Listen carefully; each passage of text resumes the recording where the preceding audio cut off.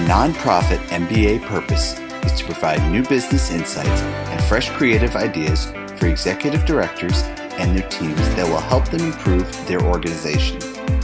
Here is your host, Stephen Halasnik. Welcome, everyone. I hope everyone's having a great August. It's the last couple days of summer coming up. And my name is Stephen Halasnik, and I'm co-founder and managing partner of Financing Solutions. Financing Solutions is the leading provider of lines of credit to nonprofits. On a personal level, I have 25 years of experience in building companies, and I have the privilege to speak with nonprofit executive directors on a daily basis. If you like today's podcast, please feel free to share it with a friend. Today, I'm very excited to be speaking with Larry Moore. Larry founded Pack Away Hunger in 2009, and that organization has packed over 17 million meals before a successful transition to a new executive director in 2019. Larry also founded the Alliance for Better Nutrition, which was founded in 2015 to support the work of organizations such as Pack Away Hunger, and has grown to 9 affiliates. The Alliance provides a way for groups to pack the highly nutritious NutriPlenty meal, and the NutriPlenty meal is copyrighted and restricted. Prior to Larry's nonprofit experience, Larry spent 30 years in the corporate world doing product development and supply chain work. Larry has been an extensive world traveler and has had a long time yearning for more meaning in his life, and that is what led to his nonprofit work. Larry, welcome to the Nonprofit MBA podcast. Thank you, Stephen. I'm excited to be here. Well, we're glad to have you. Larry, I know you've traveled a lot. Both I know in your career, commercial career, and your nonprofit. Is there one area of the world that you traveled to that had the biggest effect? Well, the part of the world that had the biggest effect on me wanting to leave the corporate world was in southern China, where it's heavily industrialized, and the amount of pollution going into the air and into the water. I realized the more products I created, if they were wildly successful commercially, that was an even greater negative to the health of the folks in China trying to drink water or breathe the air. So that still stands out very vividly in my mind. From the nonprofit travel side, I absolutely love going to Guatemala. It's the area where we travel is very peaceful.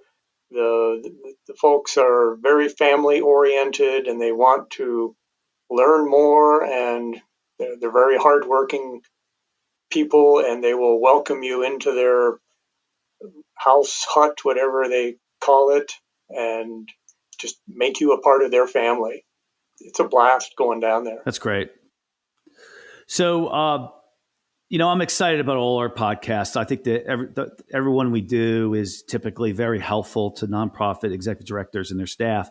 But this one in particular, I really saw when you and I were kind of talking about what you would talk about, I instantly kind of got it, because I speak to a lot of executive directors who've been at their jobs for 15 years, 20 years, and they're going to be transitioning to either retirement or, to another chapter in their life. So today what we're going to be talking about is, how to prepare your nonprofit from the transition from one leadership to another. And it's something that, Larry has had extensive experience with. So Larry, maybe you could just kind of set the table for us, tell a little bit about how that experience came about. Sure. Well, I'll go back 40 some years. Very first job out of college was with a retail furniture store that was growing rapidly. And they wanted to do all their hiring and promotion from within, but that necessitated having trained people on a fast pace. So their mantra was that you could not get promoted to the next level until you had trained your replacement. And not just trained your replacement like, hey, this is the key for the front door and this is the key for the back door. You had to not only train them on every aspect of what you did, but when the regional manager came to town and visited your store, he would absolutely grill your designated successor. And if he did not feel like you had trained that person, you kind of went to the back of the line as far as promotion. So with a strong vested interest in training my successor, I had this mindset baked into my head from a very young age. And then fast forward to 3 or 4 years ago at Packaway Hunger, the elephant in the room in my mind was the succession planning. And it's something that people don't like to talk about. If you, depending on who brings it up, if the executive director brings it up, then the board of directors gets nervous. Oh, is he going to leave next week? The staff might get nervous. If the board brings it up, then executive director or staff might get nervous. So the best thing to do is rip the Band-Aid off and start talking about it. Yeah, I would imagine too. It's like there's one thing when you've been with the nonprofit for 10 or 15 years and it's kind of, listen, I want to transition. So you're prepping for it. But it's another one when something unexpectedly happens in your life too, where the nonprofit loses somebody unexpectedly. I would imagine not a lot of nonprofits are even prepared for that. Right. Well, and you've phrased that very delicately in our language. As we started planning for succession, we basically laid out two scenarios. One was an orderly transition, probably to take place over 6 months. And the other we nicknamed the Larry gets hit by a beer truck scenario. and and it's very real. It's stuff happens. And the a board member that I respect immensely kept very gently reminding us that it's never if the executive director is going to eventually leave. It's never if, it's always when. So accept the fact that it will happen and just plan for when it does, but be realistic. It might happen orderly and it might happen because of a beer truck. Yeah, I think I would think that the more that somebody cares about their nonprofit, the executive director, the more sweat and work they've put into that organization and how much they usually care about the cause, the more that they would probably buy into the idea of what you're talking about. Is that accurate? I think so. That personally, I agree with that. That if you really care about it, then you have to think beyond yourself. It's surprising, especially to people who start nonprofits. There's a lot of literature out there about founder syndrome, and it's never very pretty when it goes too far. When after that expiration date has come and gone, they need to get out of there. And you think, oh, I started this and I know everything and it all revolves around me. But your obligation, if you really care about the cause, your obligation is to make it absolutely not about you, but about the next person. Yeah, it's funny. My mom's 95 years old and she's doing great, and my dad passed away. It was 91, and they tended to be really organized people. But when they got past like 85, there were a few things that they left untied. And as they got older, they didn't want to address some of the things because they were afraid, like, like a directive. Like, I was shocked when my parents didn't have a directive and refused to give us advice on what they wanted because they were scared of the end. So it's like a little bit of a correlation between planning and not planning. So when did you come up with the idea that Larry gets hit by a beer truck, or was it the board director? Well, I I saw an article, Bridge Span, 4 or 5 years ago, ran an article about succession planning, and it really opened my eyes. It brought me back to being right out of college and this whole train your successor mantra. And so at the next board meeting, I brought up the subject, and two board members, their eyes just got huge. They each had a story. They had never talked about this before, but each one of them had been head of a nonprofit board when the executive director left. And in both cases, it was 1 week notice, 2 week notice. It was very, very sudden, no planning. And they both said, absolutely, we are going to do this planning. And they immediately volunteered to collectively, along with myself, be the succession planning committee. And they, boy, their stories and their memories of going through that experience, which was pretty much a beer truck experience that they had each had in a different nonprofit. They did not want to repeat that. No. So let's maybe get down a little bit to the meat and potatoes, and tell us a little bit about your recommendation if you are going to an executive director and saying, this is how you kind of want to take care of your planning for this. What would you recommend? Well, I would start with open discussions with board and with staff, and maybe with staff explain that, hey, at the next board meeting, I'm going to bring up this subject, and I'm going to recommend that there be a committee of the board to plan for succession. And it's very easy when you're not planning on leaving right away. That was my case. I had no intention of leaving, and but I felt that planning had to take place. So I think that helps reduce the anxiety when you can honestly look at staff members in the eyes and say, I am not planning on leaving.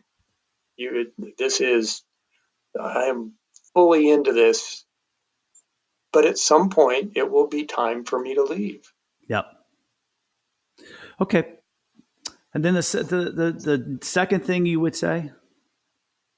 Well, you can create a plan and stick it in a drawer, but if you don't look at it every year, in our case, I think we baked it into the board just met quarterly. We baked it into the April agenda and made that permanent part of the April agenda that we would look at the succession planning document.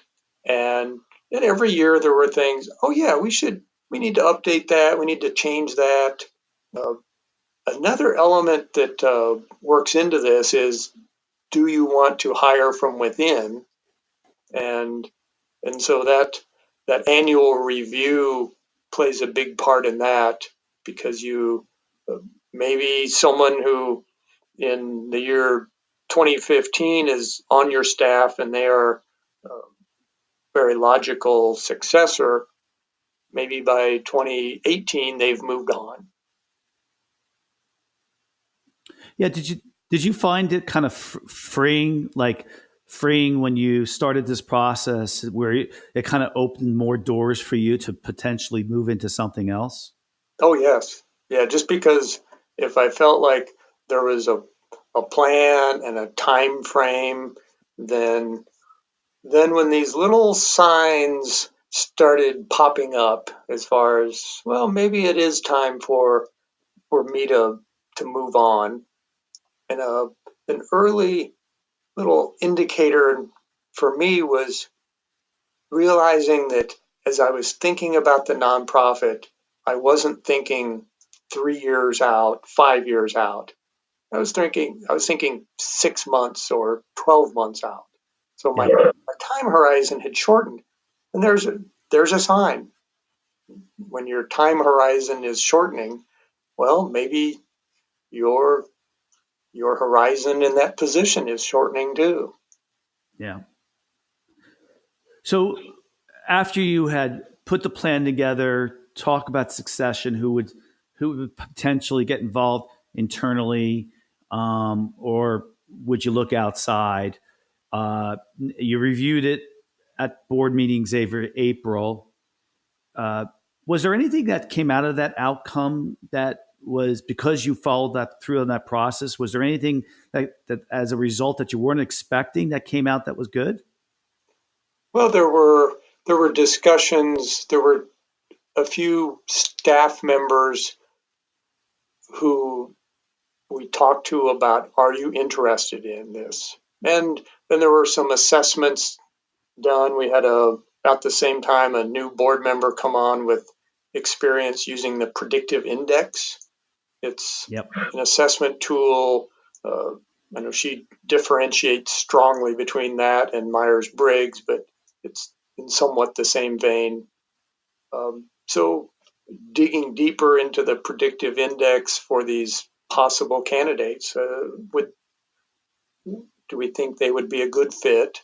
And in both cases, they opted out, saying, no, it's just not the right time in my life to be taking this on. Wow, I wasn't expecting. Was that surprising to you? In one case, it was, but I highly respect the person for making that choice, because it's easy to say yes, I want to do this in life. It's more difficult to say for the next X number of years, I'm going to put that dream on hold for the sake of my family. Yeah, yeah, yeah. And I highly, Did you highly with the? respect that.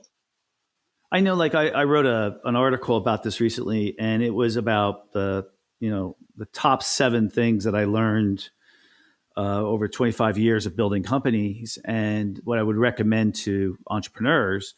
And one of them was building processes. It's one of the most important things that you have to do if you want your company to excel.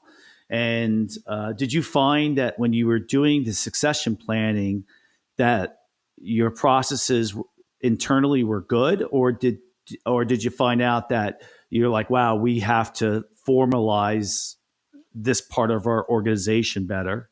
Oh, definitely the latter. It was, you start an organization and you're the only employee and you're doing everything, and you just assume that everyone else understands how things are done. So the process, recording those processes, is very important, and not just for the executive director, but we realized, oh, every single position should have this document that shows step by step with screenshots and arrows and whatnot how to do some things, because if if they get hit by the beer truck, you're Yeah, the work still right, needs right, to happen. right.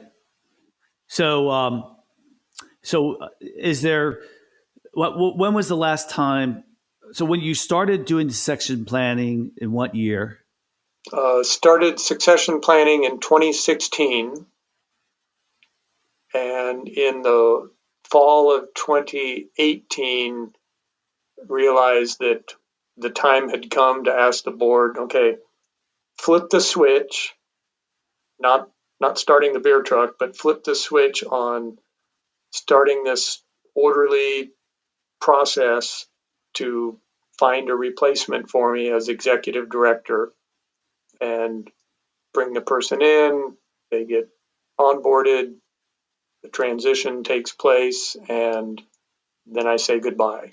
It must have been a great feeling. I mean, you must look back and say, I mean, I tend to be a very organized person, so for me, I would feel, boy, I did that right. And I have a hunch that because of your career in supply management and product development, that you feel the same way. Is that accurate?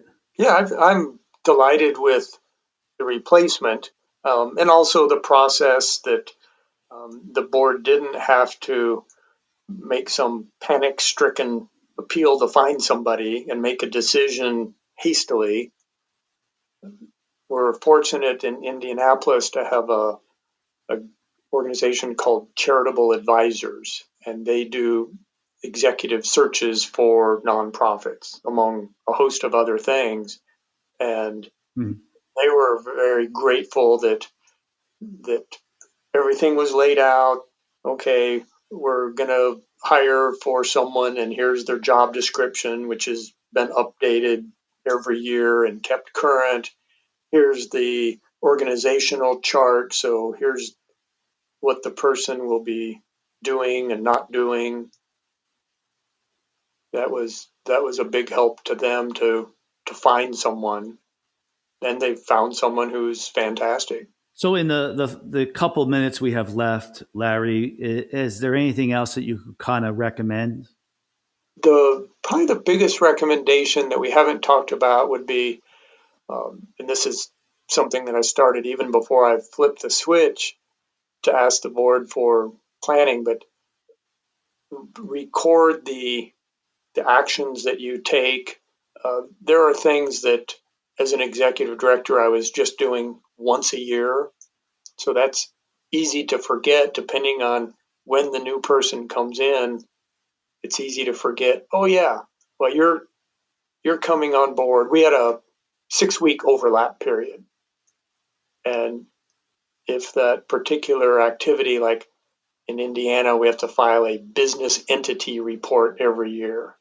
And that might not hit during that 6 weeks of transition.